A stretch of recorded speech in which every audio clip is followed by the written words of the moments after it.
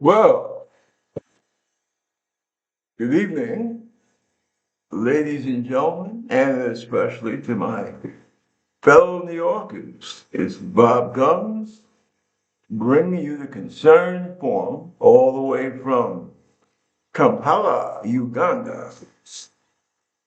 Uh, just moved over here recently and I left New York, had an idea for a media enterprise. Uh, Previously, I did the show out of Manhattan at the Manhattan Neighborhood Network. Shout out to my friends there at Manhattan Neighborhood Network, or MNN as we call it. And I just got a crazy idea in my head that I would come back here to the motherland. Now, this is the second time I'm doing this show from here. And as you can see, everything is pretty much bare bones. Um, Got, quite a few things going on. I had to find a place to live, number one. Number two, I'm making preparations to get married beginning of next month. And so it's pretty busy. It's late at night, it's like 10:34 here in Kampala. And really,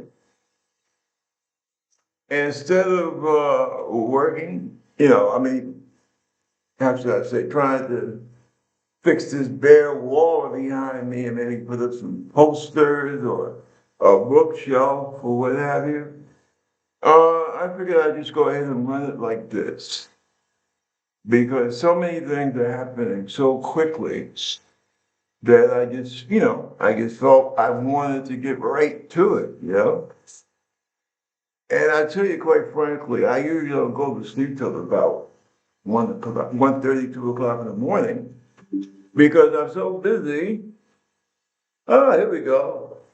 Receipts prove that the Department of Justice repeatedly lied to the judge. Legal expert Justice Department whistleblower Erez Reveni sounded the alarm about those in the department around Kilmar Abrego, I believe Garcia's case. You know, the guy that they shipped out of the country because they said he was a gangbanger, and now he's back in the country. And apparently, this guy, he might not be the gangbanger that they claim, the Trump administration claims he was.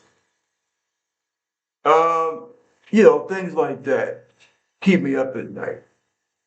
Uh, what Donald is doing to the economy with the tariff wars and what have you, I'm really worried that I might not have a home and a country to come back to. Um, and that really worries me, disturbs me greatly. I'm a disabled veteran, and I really care about my country. And like I said, I'm a native New Yorker, born and raised. And another thing that really piques my interest is the mayoral election that's taking place right now with Brother Mandami, who, by the way, it's just pure coincidence, happens to be from right here in Uganda. So, how's that for fate? But anyway, getting back to the point, I'm very upset. It's one of the things another one of the things that keeps me up at night. I'm a registered Democrat, but I am also a member of DSA, and I'm really upset with a lot of my elected Democrats, and of course the Wiggles uh, at the DNC, basically trying to rain on Mr. Mondami's parade. Now, I think that, oh, by the way, I hope you don't mind the music in the background, but I know since I've been here late at night sometimes and I'm sitting up, I gotta listen to my Billy Joel. So I hope that you folks don't find that disturbing, right? I'm kind of chilling here, not shaving. I'm thinking about growing a beard. I want to see how that turns out in a week or two. But it's nice over here, you know. It's very quiet at night. And, I have a chance to think and ponder about my life and also ponder about the things that are happening now. As I was saying about the elections in New York. Now, I'm kind of ticked. The reason being, look, let's face it, right? Democrats, progressives, people of the left, look, we're on the side of the angels, as far as I'm concerned. But see, the problem is that if you're not willing to stand up and fight out loud for what you know to be right, people have a tendency to lose faith in you.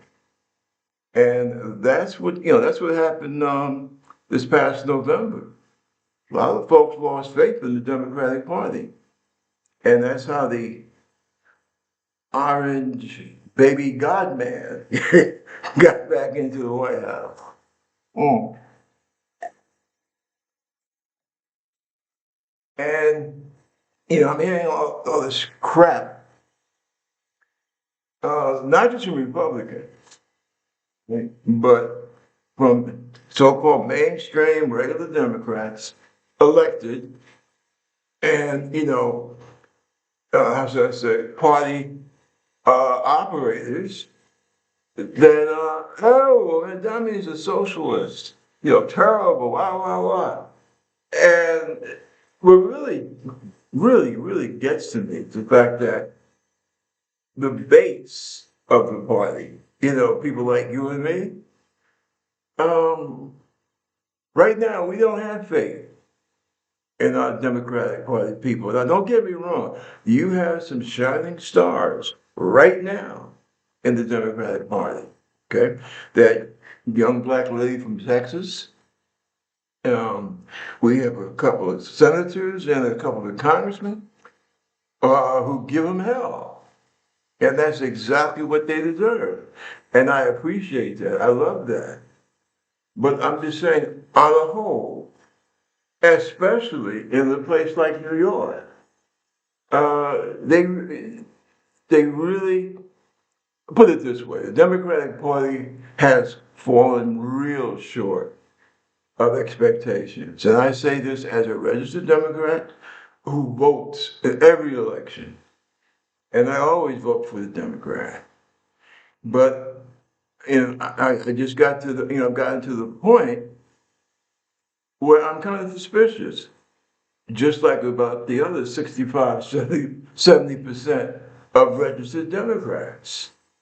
Um, Now you got Adams, right, the present mayor. I suppose he's going to run as an independent. And I'm asking myself, why in the hell would a black American politician, elected official, number one, he got himself in a lot of trouble, right? And who does he run? Who are you going to call? He calls Trump. And he goes to that corrupt Trump Justice Department to basically save his ass from getting prosecuted. And I'm trying to understand, why would anybody, excuse me a second.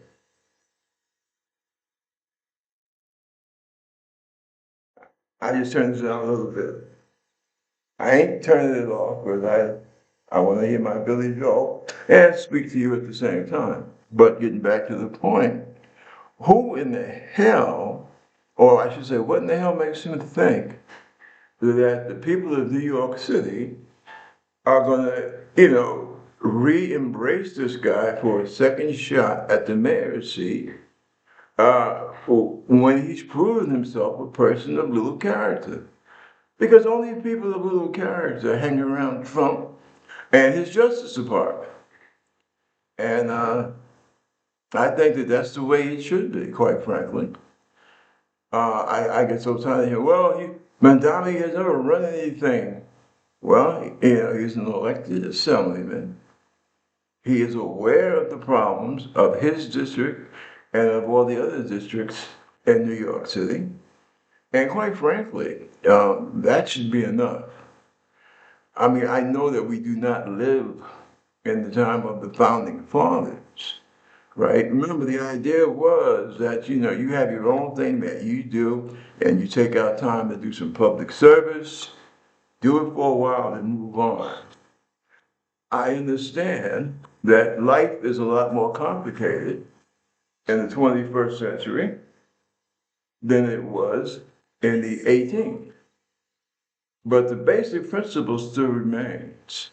You have a person that has some knowledge of, hey, what is state government all about? And how does that impact city government? And his heart's in the right place, and his mind is in the right place. And as far as I'm concerned, hey, that's cool in the game. Because look what we did in 2016, right? We elected the guy, a failed businessman. I say failed because even though he was wealthy, let's not forget, Trump bankrupted businesses, what, 6 times? One of those times, I think it was the fifth or the sixth time he tried to come to New York City to try and get along. And if I'm not mistaken, the city told him to go take a flying leap. But see, we're not talking about a superstar business guy here. Trump is very clever. He's very good at selling his own BS for folks who are willing to listen to it. But as far as being an experienced person in government, no. And look, can we say something once and for all, right? Because I hear people who say the most dumbest thing. Well, you got to run the government like you run a business. No, countries are not businesses, okay? A business cannot tell you, listen, I need about 120,000 young men and women to go to the other side of the world and die, or take a chance on dying, or take a chance on coming back with missing limbs, missing faces, missing feet, missing legs, right? Our government can do that. Our business can't. There's a flood in West Virginia, right? The government's supposed to be there to take care of that. That's not a business venture. And I think that that's something that has been, a lot of people have that confused in their mind. Is government sometimes a little bit unwieldy, right? Maybe even a little bit wasteful. Yeah, in a democracy, yeah, that does happen sometimes. You know, you got kids out there as they're going through life, they screw up. What do? Just, oh, well, he screwed up or she screwed up. Well, they dump them in the garbage and start over. No, you don't do that. And that's the same thing with government, right? It takes work, okay? Uh, this crazy idea about, oh, well, it's supposed to be more business-like. You can't do human beings like that. All right, they tried that. Remember? We called it the Roaring 20 back in the 1920s. How was it? I think it was Calvin Coolidge. The business of America is business. Yeah, and what happened? 2 years later, boom, the Great Depression. Okay? And here we go again. Supreme Court hands Trump a major win and a bid to dismantle the education department. Now, just think about this. This is the whole Republican frame of mind. We're in the 21st century. We're talking about going back to the moon. We're talking about setting up shop on Mars, right? You're talking about innovation. We're talking about being competitive with the rest of the world. And what's one of the first things this administration does? Hey, let's close down the Department of Education and make everybody ignorant. You even have Republicans out there saying that they want to abolish public education. And I'm just wondering, is there a way, child? My personal opinion, and I know I'm going to catch hell for this, but what the hell? I think that parents who raised their kids for the 19th century, they're guilty. They should be convicted of child abuse. Quite frankly, I just came up with this about. I swear, by the Blessed Mother, about 2 days ago, I came up with this, right? Because I said, well, it's so stupid what these Republicans are trying to do. And remember, I come out of a Republican family, a black Republican family in Harlem, okay? Which, especially for people of my age group, that's not really a big thing, okay? Because if you know anything about the 50s and 60s, you know that most black folks were registered Republicans. They voted Democratic. I know a lot of them voted Democratic, especially after Jack Kennedy came on the scene, but we were registered Republicans all. If not most of us, I'd say a huge percentage of us, right? But that was a different party. What we have today, this is not the Republican Party. And so people need to understand that this is an embryonic fascist party, okay, that Trump has taken over. So I just want to get the decks cleared on that one. But getting back to New York and Mandami, you know what Mandami's capital sin is? Because personally, I think that if he showed up announcing his candidacy wearing a pink tutu, I don't think that would not have set off alarm bells. Or would set off the alarm bells is the fact that he answered a question in that debate. And I think the commentators who asked that question had one hell of a nerve.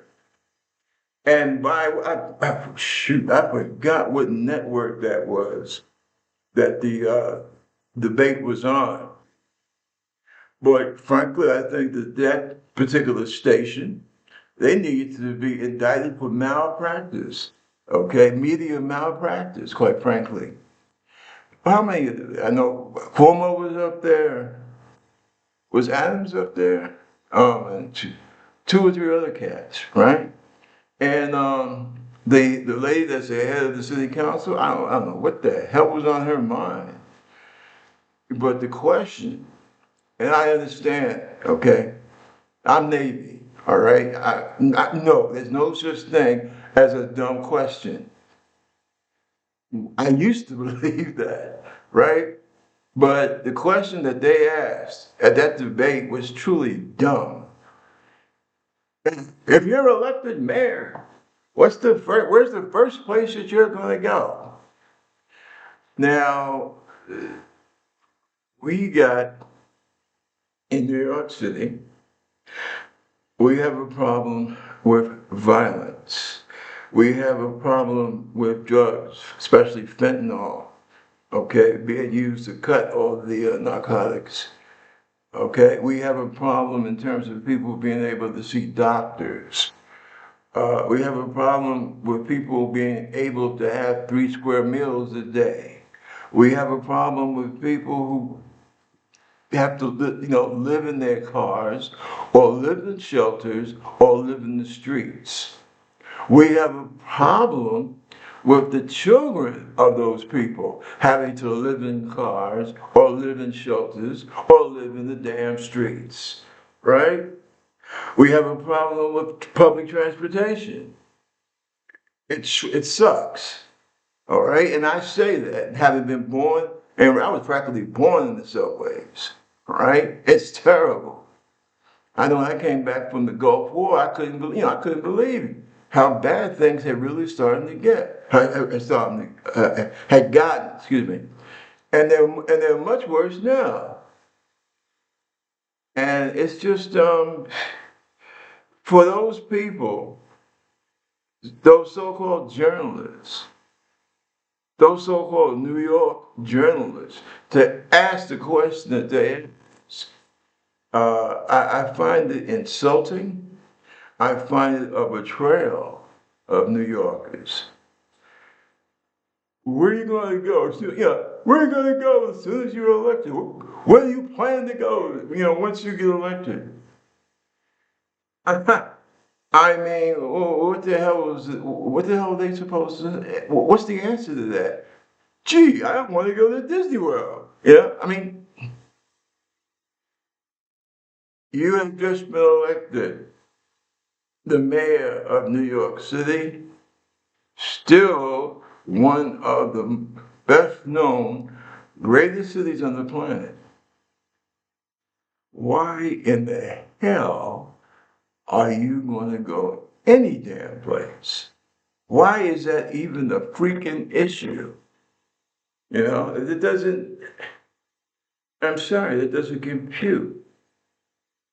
And what did Madami say? He said something to the effect of, well, hey, if I'm just been elected mayor, I'm going to stay in New York and I'm going to deal with the problems that New Yorkers are dealing with. Makes sense to me.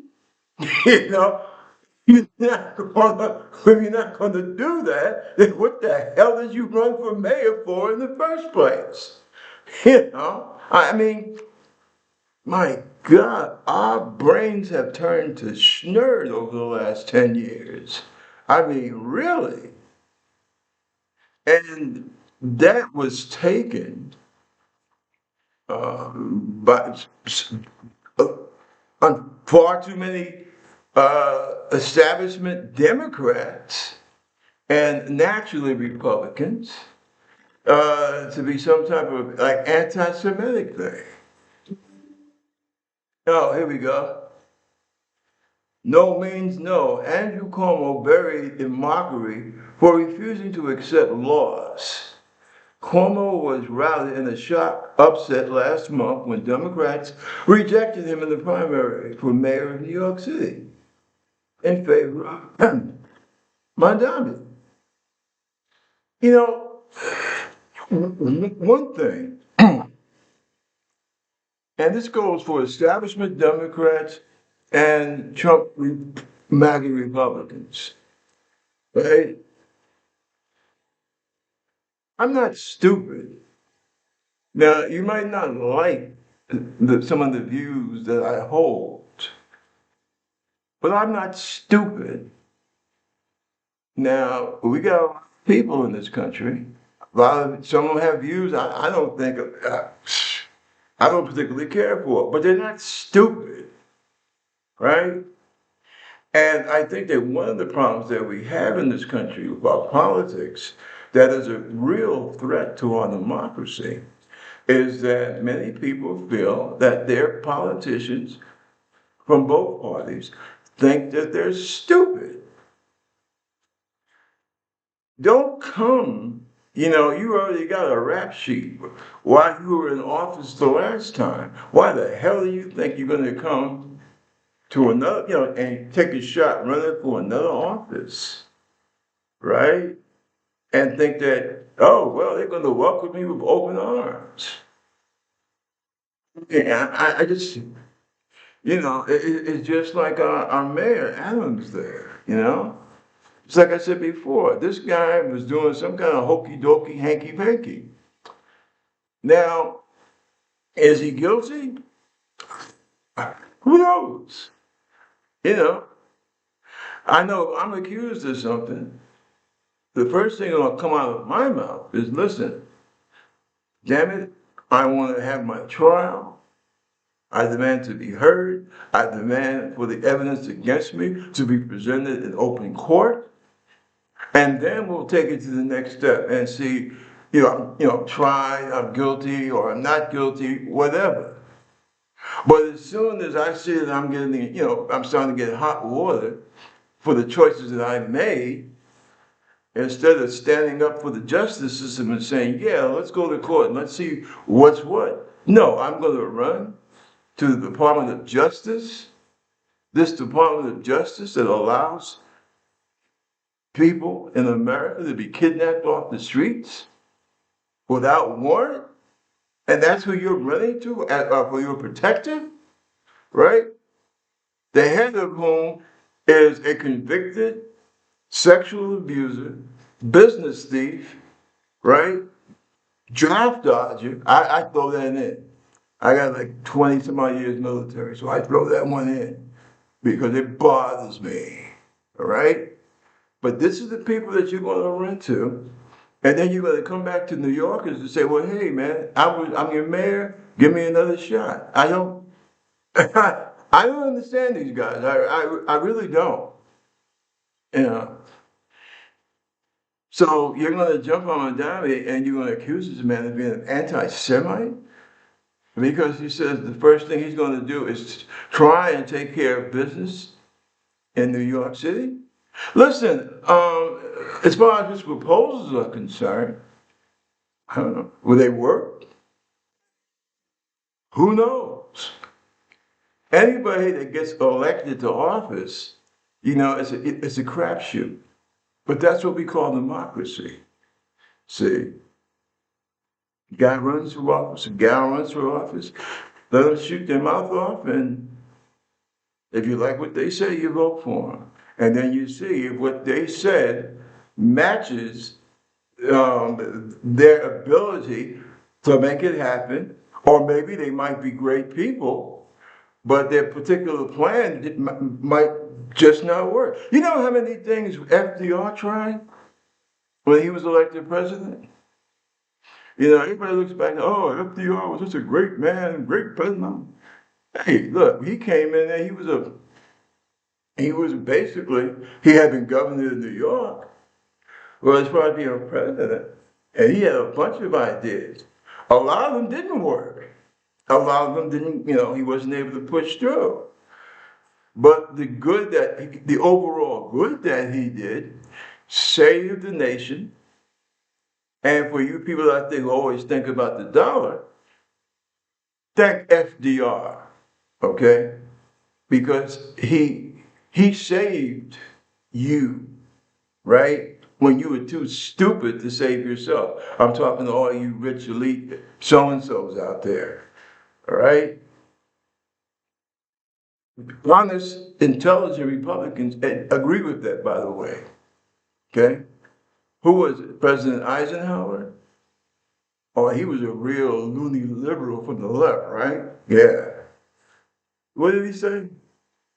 Anybody that would try and dismantle the New Deal is a damn fool. Okay, and that's the Republican president of the United States. That happened to win World War II in Europe, along with the help of the Soviet Union.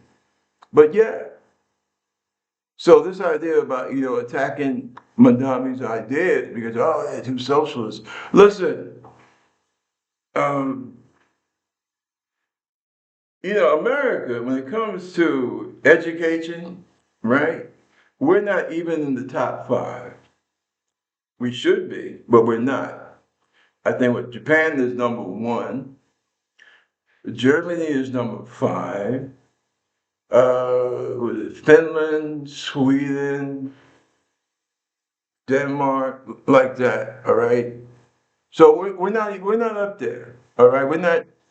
We're not raising a nation of Rhodes Scholars here.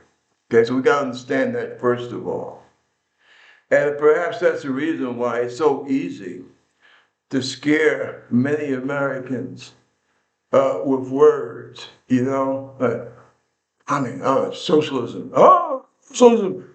He's a connie. Two different words, people. Two different words.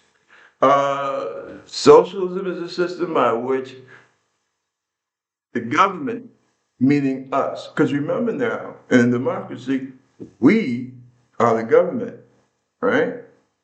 It means that we do things together as a government that we cannot do as individuals, right? My favorite example, and I know this might be a bit crass, but my favorite example, going to the toilet. Hmm? Yeah.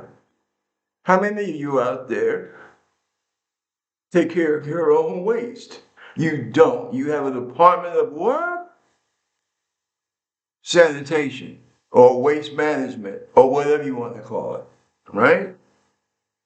You don't go take care of your business and if you get along well, maybe your neighbor's business. We don't do it like that. We don't have outhouses in the city. All right, maybe upstate you have spots like that, but generally cities do not have outhouses. Right?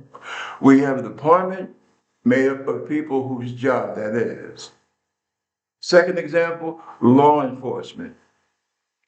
Somebody, boom, robs you, hits you, hurts you and yours, right? Basically, we have law enforcement that is supposed to be out there to protect us or to go out and apprehend the alleged perpetrator, right? We don't form vigilante mobs, okay, and hang people from lampposts like they used to do in the old South. And from what I've heard, every now and then they still get away with it, but generally we don't do that, all right? We have a law enforcement, okay? That's socialism, right? Because the government, which is you, are doing the things that we're not doing or we're not allowed to do or we're not supposed to do as individuals. Now, of course, there's exceptions to everything. I mean, if I'm out there in the street and I'm getting ready to get jumped on, well, I'm going to do what I can for myself there, right then and there. But generally, that's not the way it's supposed to work, right?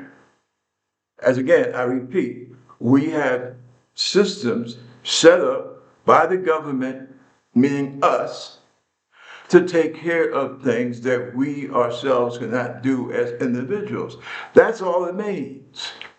So all this crock about, oh, palpitations, they're getting ready to elect a socialist. Oh man, please, right? When I was a kid, I was in the United States Army.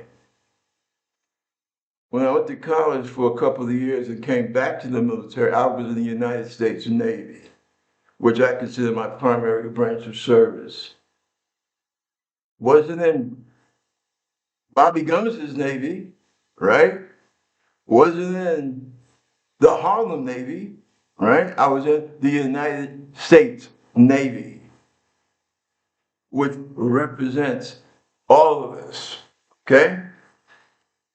Because defense of the nation is a government responsibility, meaning all of us. We take that upon ourselves as a government, right? Now you get a better picture of what socialism really means. Now, either I also hear this business about, well, I've never seen socialism work anywhere. Well, you're a lying ass, or you're illiterate. Okay, I've served with people from other nations, Britain, right? Belgium, Germany, Luxembourg. They all have socialist governments or they have socialism in their government. They have regular, socialist or workers' parties, what have you. Everybody's thinking about, in America, a lot of people think about, when you say socialism, they're thinking, oh, Russia, oh, China, oh, North Korea. Listen, Britain and America, they're both democracies, right? But they're different, okay? So this idea that somehow Mondani wants to basically, I don't know, paint City Hall ring, what have you, that's, now, it's pretty stupid, to be honest about it, okay? Uh, and on a more serious note, I detest some of these elected Democrats. And Democratic Party functionaries to talk this bullshit, and that's exactly what it is, bullshit, about Madami being an anti-Semite. Tell you something, and I'm digressing. You know, growing up in Harlem, mm, and I'm talking about like the west part of Harlem, like on Amsterdam Avenue, you know, got on South Street, Broadway, what have you. I went to Catholic school for the most part, from about the fourth grade all the way up to my junior year in high school. Catholic school. And I think I mentioned I was born at St. Luke's Hospital, 113th in Amsterdam. Started out at the, what is it, 452 West 112th Street, right down from, was it 8th Avenue? And then when I was about 5, we moved into the Grant Projects. And I was there till I won't say grew up, because I was 17 when I left home to go into service the first time.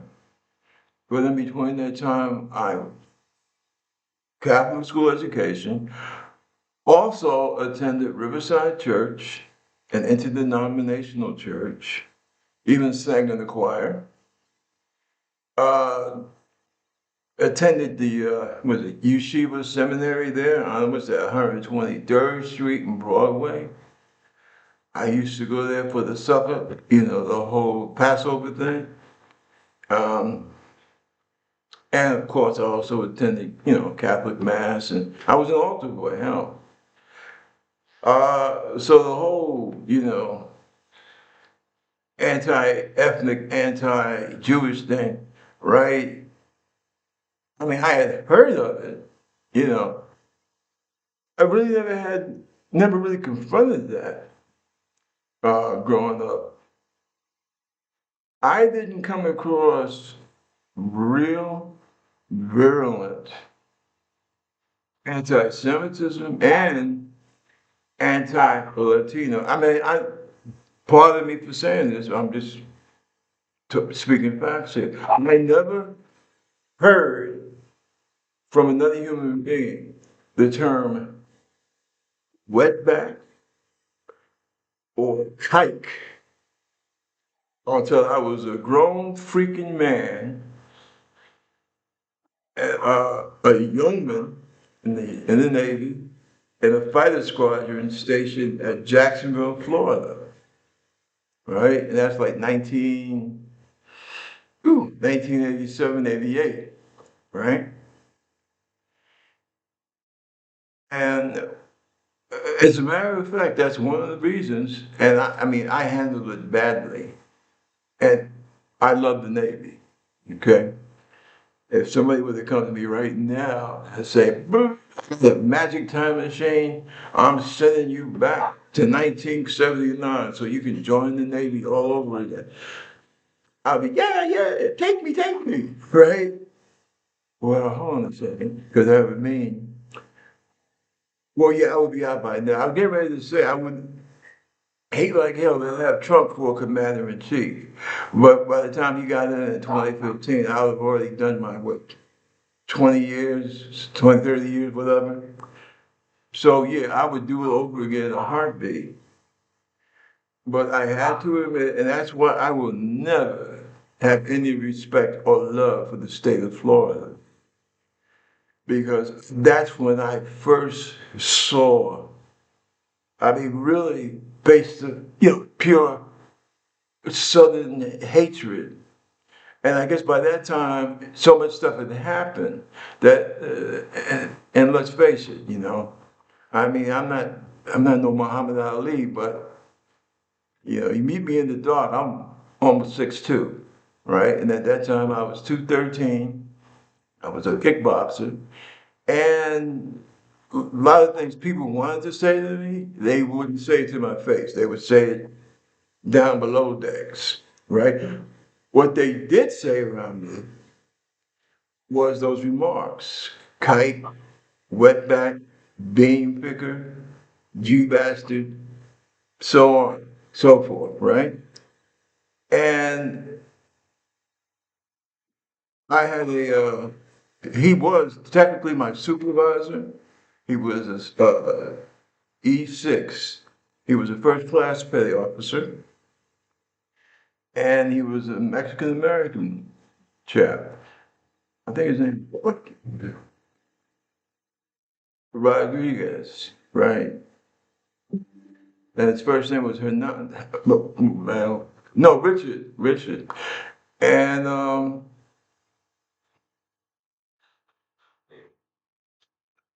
I'm sorry, somebody just came up. Liberal justice unleashes fury over indefensible ruling of the Supreme Court. Sotomayor unleashed fury on her conservative colleagues. Okay, I'm sorry about that, folks. I'll catch up with that. But as I was saying, um, I it, it really bothered me because they would talk to him. And this guy was a first class petty officer. His next step up the line was to be a chief petty officer, which in the Navy and Coast Guard, that's a big thing, right? But it's like they refused to respect this man. And they would say things like, good morning, wetback, good morning, bean picker. And I asked him, I said, man, why are you putting up with that? And he would just say, these guys are assholes. I'm not going to let them, you know, shake up my career. And I mean, I understand where the brother was coming from because he had like three kids, nice wife. I remember that. And I guess he figured if he just stood up and just grabbed one of those bastards and put their head through a wall, it might be charges, filed, this, that, and the other. And I told him, I said, you're a better man than I am. And oh, God, they hated Jews. I mean, I thought I was in a damn concentration camp. And I didn't care for it. I wouldn't put up with it. I wrote an official letter to the commanding officer of the squadron. And, I told him, I said, things get any worse, there's going to be problems in here. 'Cause I said, this is not supposed to be what the Navy is about. And it toned down a little bit. And the new CO of the squadron that came on board, well, that new skipper was a good man. And he got rid of those people and put it like that. But it really, I don't know, it really shook me up. And at the time, my wife, God rest her soul, she passed away some time back. But at that time, we were having our child, my son. And I was just at a point that I said, I just want to get the hell out of here. I want to get out of the South and head back to New York. So Gulf War was getting ready to start, and my enlistment was set up so that I wouldn't. It turned out I didn't have to be there for the whole war, but I was there for like the first couple of months. And I was happy going to war because I knew if I survived, I wouldn't have to come back to Jacksonville, Florida. And that's exactly how it turned out. And then from when I came home, I went into the Navy Reserve, weekend warrior, and got a job with the government. Worked for the Smithsonian Institution, Smithsonian Institute, um, as a management assistant. And well, anyway, that's what happened. But I say that to say that you better be careful when you throw around terms like anti-Semitic. Um, I also notice that they try to do things with my man Mondami's picture. I mean, hey, he's a handsome cat, no doubt about it. But sometimes they try to make him look like he is Bin Laden or some shit like that. Look, we don't need that. And Democrats, especially you people who are in the party, you elected Democrats, you Democrats with the DNC and, this and that, lobby groups and everything, need to wake the hell up, okay?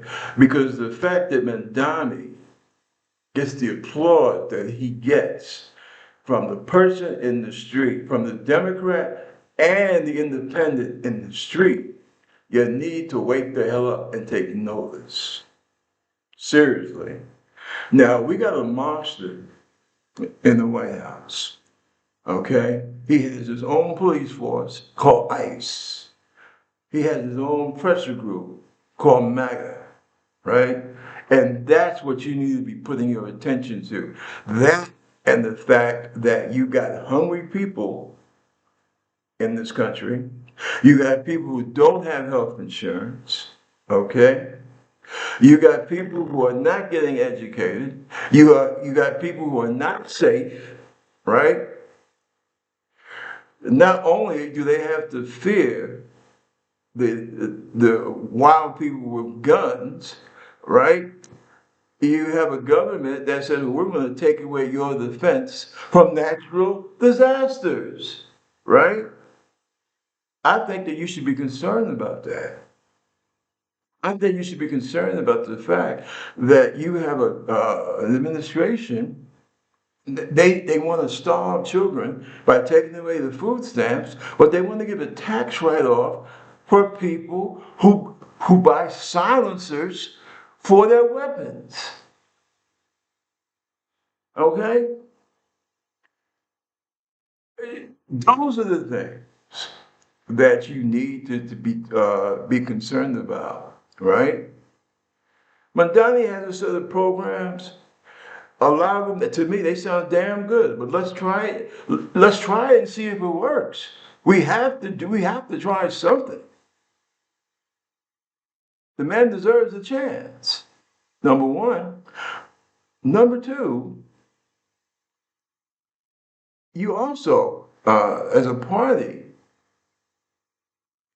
again, pardon me, uh, for you delicate folks out there, but as a party, you need to have some balls. We got some Democrats out there that do got good balls, okay? But that needs to be the norm, not the exception, right?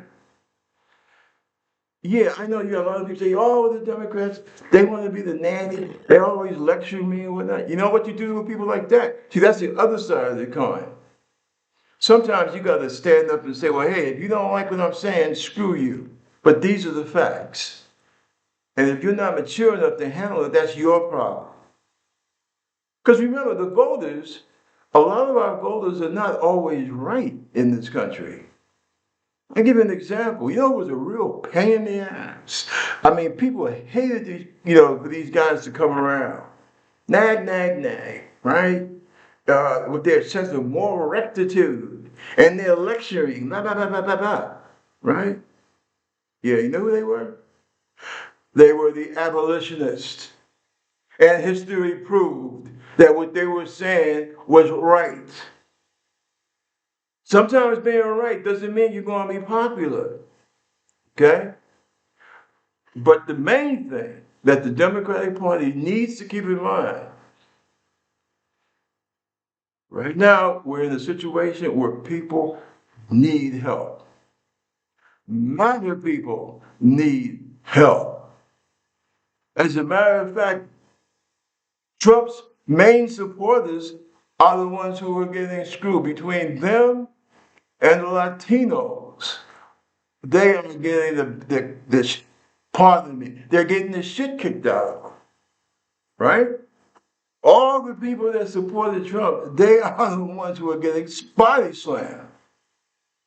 And you need to have the guts, the balls to go up to their faces and tell them, yeah, you didn't want to go for the black Asian lady, right? And now this is what you have.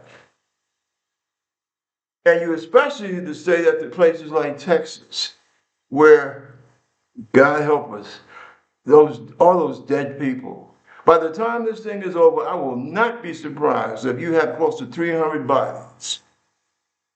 I will not be surprised. And oh no, I know I will catch hell for this, but yeah, for a large part, that's self-inflicted. And I'm a spiritual person, right? I left the church some time back, but I have my sense of spirituality. And by the way, I loved Pope Francis, okay?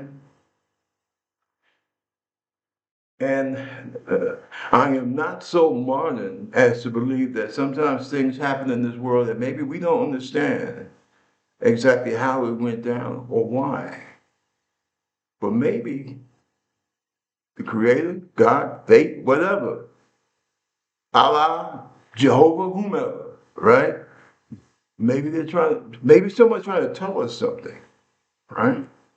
Because it's damn funny if you talk about Trump loving, MAGA loving places, Texas has got to be up there number one, right? Right there, Mississippi, Alabama, and places like that, Oklahoma, places like that.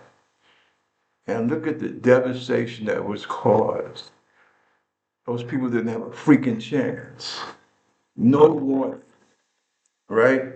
What's her name? No, Homeland Security. She was out to lunch. The brand new FEMA director, has this guy even shown up in Texas yet? The one that said, I didn't know there was no such thing. There was such a thing as a hurricane season. And let's face something else. I'm not going to say it was the entire reason why Kamala Harris lost. And her campaign, they did make some mistakes. But let's face it, sex and race had a lot to do with it also. And maybe this might be a turning point for this country. And Donald Trump getting a second shot at the White House could turn out to be the best thing that happened to America. You know why? Because maybe now people will open their eyes and get woke. I've never been able to figure that one out. What the hell is wrong with being awake? But anyway, maybe people in this country will start waking up and start realizing, hey, it's not cool to vote with my bigotry. Maybe I need to start thinking about, voting for what might help me and the rest of my fellow citizens, my friends and my neighbors across racial and party lines.